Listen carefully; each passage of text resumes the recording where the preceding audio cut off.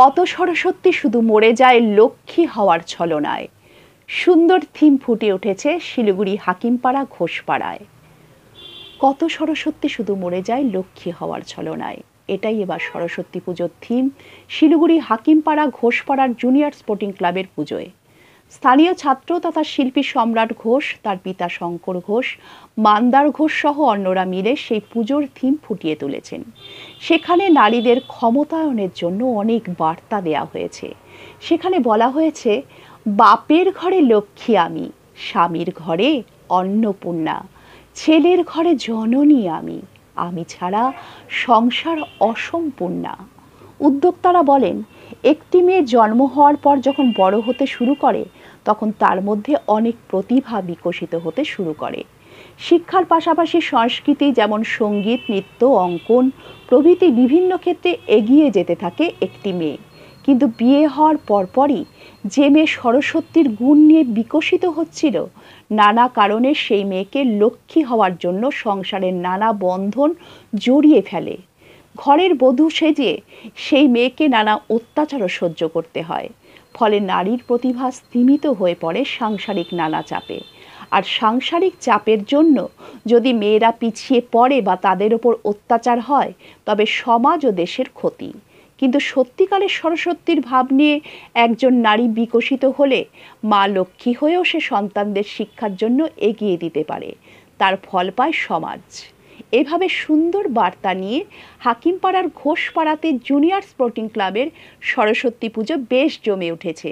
শিল্পী সম্রাট ঘোষ, মান্দার ঘোষের শিল্পী প্রতিভা ফুটে ওঠায় তার তারিফ করেছেন সকলেই। সম্রাট ঘোষ। আপনার নাম কি? শঙ্কর ঘোষ। আচ্ছা, কি এটা কোন ক্লাব? Junior sporting club. কোথায় এটা? এটা শিলিগুড়ি খেলাঘর মোড়ের কাছাকাছি ঘোষপাড়া। কি তোমাদের থিমটা কি, মেসেজটা কি? আমাদের মেসেজটা হচ্ছে মানে মেয়েদের নিয়ে বলা চলে, মানে উইমেন এম্পাওয়ারমেন্ট, যে মেয়েরা সব কিছু করতে পারে সেই হিসাবে। আর যে চ্যালেঞ্জেস যেগুলো দিয়ে মেয়েরা সারা জীবন চলে এগুলোকে তুলে ধরা হয়েছে। যেরকম এখানে লেখাই আছে, যেগুলো মানে কথা শুনতে হয় মেয়েদেরকে, সেই হিসাবে লেখা আছে। এটা মানে ভেবেছিলাম তো আমি, তারপরে বাবা ইমপ্লিমেন্ট করেছে। এটা টোটালি মানে হেল্প না করলে তো আমরা আর একা পারতাম না। তুমি পড়াশোনা করো? হ্যাঁ, পড়াশোনা। কোন ক্লাস? আমি 12 পাস আউট, একবার কলেজে উঠবো। ও, কোন মানে কোন স্কুল থেকে পাস করলে? দার্জিলিং কলেজ। আচ্ছা, ভেরি নাইস। আপনি কিছু বলুন, আপনার গাইডেন্স বানিয়েছে বলছে। আমার ছেলে। হ্যাঁ, বলুন, এটার বিষয়টা একটু বলুন। বিষয়টা হচ্ছে কি, ছেলেই কিছু করেছে। হ্যাঁ, আর সেটা হচ্ছে আমি হ্যান্ডলিং করেছি। এই সম্পূর্ণ কাজটাই হচ্ছে আমার হাতে তৈরি করা। হ্যাঁ, ওরা হচ্ছে কি কালেকশন করেছে। কি ব্যবহার করছে? এর তো মানে হচ্ছে কি ওই কাপড়ের মধ্যে হচ্ছে কি ওই আমরা ওই মার্কার পেন দিয়ে লিখেছি। আর ওই কিছু ছবি হচ্ছে কি ওই মূল মেসেজ এখানে যেরকম লেখাই আছে, কত সরস্বতী মরে যায় শুধু লক্ষ্মী হওয়ার ছলনায়। সবাই চায় যে মেয়েরা লক্ষ্মী হবে, কিন্তু কেউ চায় না যে সরস্বতী হোক। এটাই তো, দুটোই হতে পারে, সেটা কেউ ভেবে দেখে। মান্দার ঘোষ। হ্যাঁ, মান্দার ঘোষ। এটা কি হয়েছে এবং মেসেজটা কি? কোন ক্লাব? হচ্ছে এটা, যে কত সরস্বতী মরে যায় শুধু লক্ষ্মী হওয়ার ছলনা। এটা মানেটা হচ্ছে এই জায়গাটায়, একটা মেয়ে সন্তান যখন তার জন্ম নেয়, সে তখন একটা সরস্বতী রূপেই থাকে। তার মধ্যে অনেক রকম গুণ থাকে, অনেক রকম ট্যালেন্ট থাকে।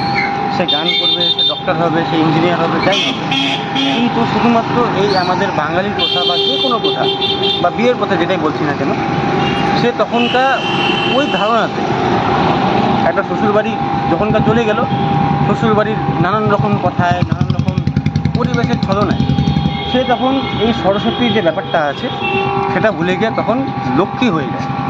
মানে তাকে রান্নাবান্না করতে হবে, সংসার সামলাতে হবে, বাচ্চা কাচ্চাকে নিয়ে সংসার করতে হবে, বংশকে আগে বাড়াতে হবে।